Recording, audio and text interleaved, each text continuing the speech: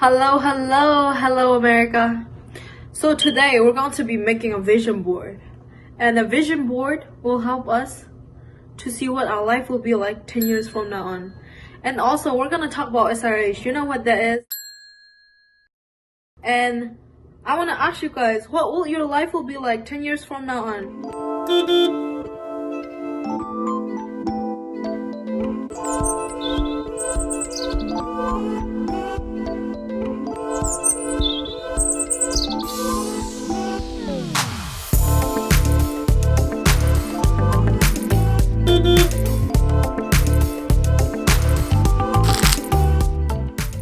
So guys, today we're gonna be doing vision board. So to do vision board, you need very simple stuff.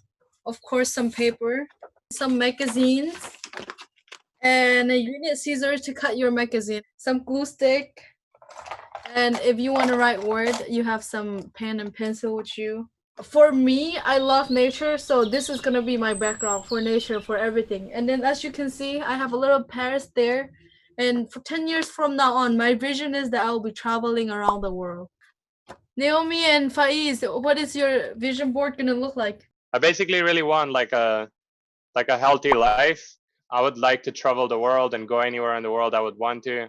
How about you, Edie? I'll be a mom, maybe travel all over the world. How many kids do you want? I think two. How about you, Faiz? Do you want to have kid? Of course, I would like to have children in the near future, and I thought like maybe age 25 would be a right age to get married, and then probably like by 27 to have kids. Faiz, look like you need a girlfriend very soon. If you want to be married by 25. I think you need a girlfriend, boy. You need a girlfriend now. That's good. But for me, I'm 21, right? I'm turning 22 next month. So when people talk about getting married at 25, and that's gonna be 3 years from now on, I cannot imagine myself marrying at 3 years from now on. Maybe 32, 31. I want to enjoy myself first before I have to take care of another person. Yeah, that's true. I think I want to achieve some stuff in my life before I become a mother. Yeah, my community as well. A lot of people get married before the age of 25. So usually by 22 or 21, they already have a boyfriend or partner. It's a little bit pressure, especially people like us. But I think we live in America. They said it's a land of opportunity and freedom. So, do you think young women, are we the one who's supposed to look for a partner, or we have to wait until our partner comes to our? I don't think just by like waiting for them to come to you, that's probably a myth. Like I hear that a lot from people, but I think it would be better to like go out there and then be more like social, you know? I think what he's trying to say is women need to put the effort too. Men yeah. Got you. Yeah.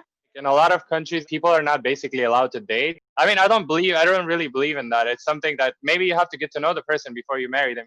As a young people, it's our job to educate ourselves. That's why if we can educate young people and they can educate their parent, the more it will become easier for the parent to accept that it's okay if a girl is not married by 25. She doesn't even need to be married at all. That's the thing. I know. So we'll show you our finished vision board in a minute. But first, let me introduce you guys to Miss Doris, who will share some advice on achieving our goals.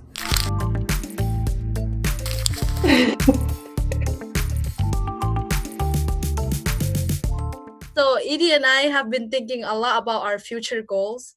And what advice do you have about staying focused on a goal and overcoming the challenge that you yourself experience achieving those goals? What advice would you give it to us? That's a good question because there's so many distractions, right? We all start thinking about, oh, this is what I want to do. And then you find yourself distracted.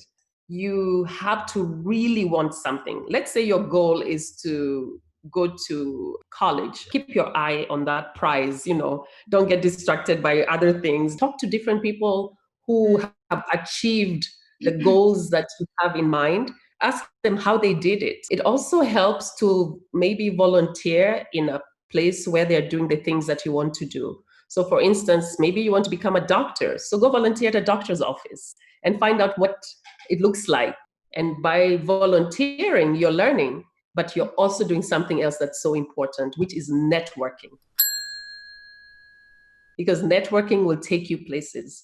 People will know that you exist because they'll say, oh, you know, Naomi was here volunteering last summer. We know her. We can recommend her to something, you know. Always step out there, give of yourself, because you will get so much more in return. If I want to do business too in the future, so what advice can you give me? One of the new types of businesses that everybody talks about is called social enterprise. When you see that you're helping the community, you'll get more energized and more determined to stay and keep doing it, you know?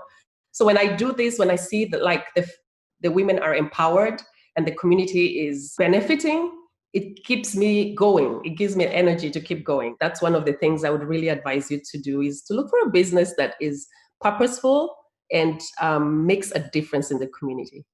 Thank you so much, Miss Doris, for sharing. I believe that women are just not the backbone of their family, the backbone of this world. And you share so much wisdom and knowledge with us today.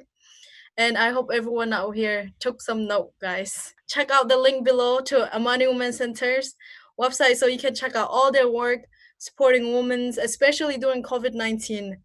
And please donate too. And thank you so much for taking the time. Thank you.